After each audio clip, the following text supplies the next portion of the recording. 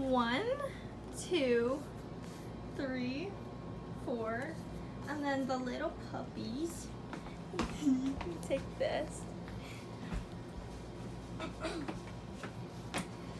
Hello, my name is Genesis Biondi, and today I'd like to tell you all a little bit about why you may feel like you've spent your entire life speaking and still have troubles communicating. So most of us at some point in our lives have felt like we spent a lifetime trying to get our point across and it still never works out.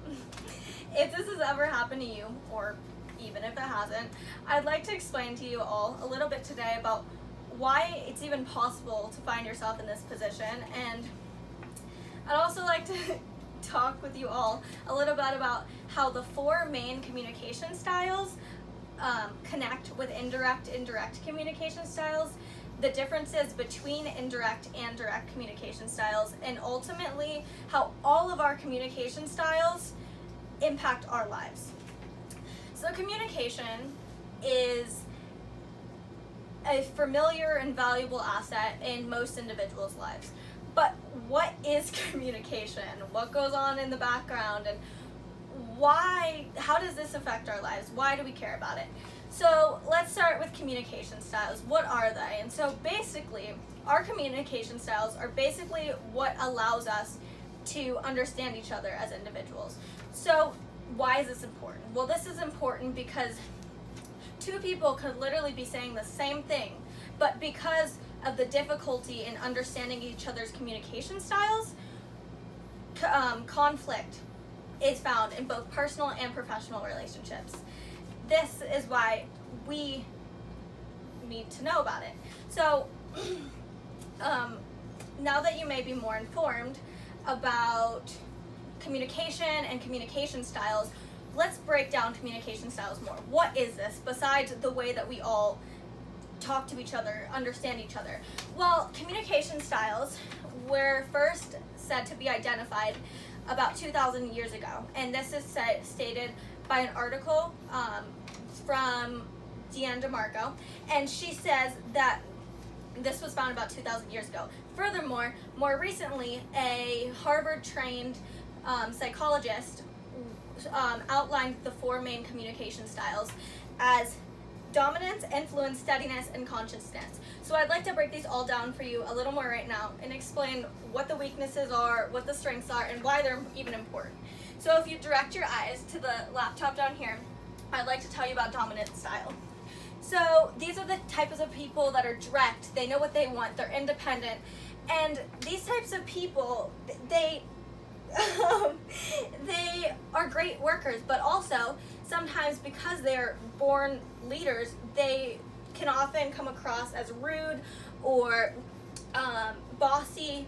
And so moving on from this, we can talk about influence style. And so this is a type of people, they're very social, they like to talk, they like to hang out with people, they like to work with people, but they can also be very overbearing. And for this reason, they can also often be presented with conflict through miscommunication. So moving on to the last 2, our steadiness style, and this one is basically people that are very sweet, they're kind, they sit in the corner, they are cooperative, and this is fantastic, but they also create conflict because of sitting in the corner. They often make these sacrifices that create conflict furthermore.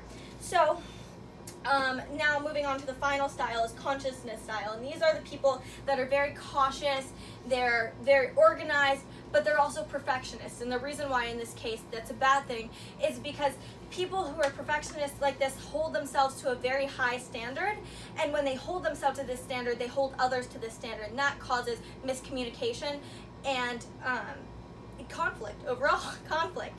That is why we need to understand these communication styles. So now I would like to tell you about indirect communication styles. And so now that you understand communication and its processes, let's talk about the communication that goes on beyond word of mouth.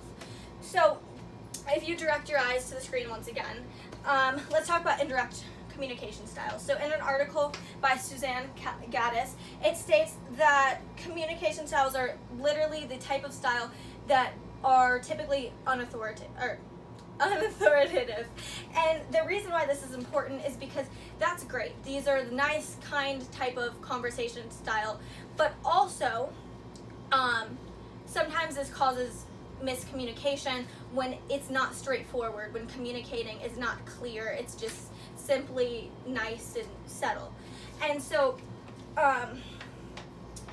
this type of communication is often appears more in Asian cultures, where things might be a little more reserved or calm, and it's not appropriate in all scenarios.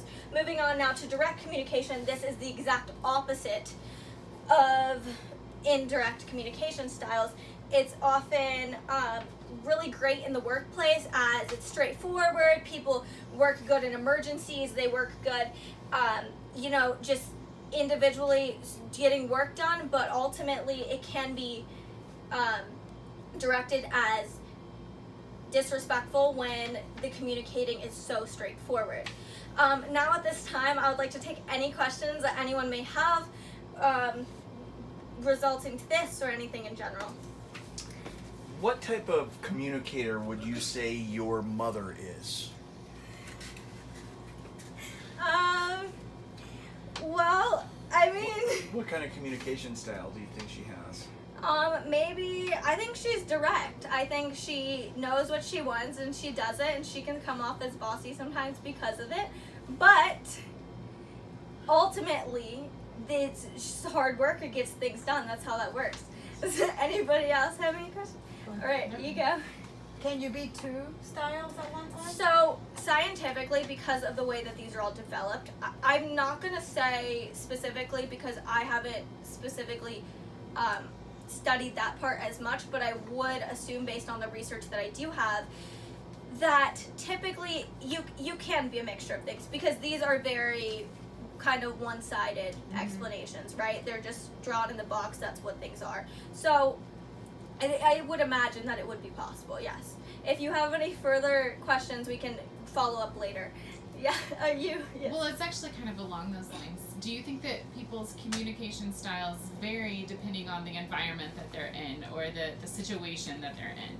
So I do think that they very much do vary based on the situation, and the reason for this is, even if you look specifically at indirect and direct communication styles, there are very much times where it may be appropriate to use a direct communication style, whereas other times, even if you look into cultures or specific events, areas where you are, where it may not be appropriate to use a conversational style like that. So yes, I definitely do think that it could depend.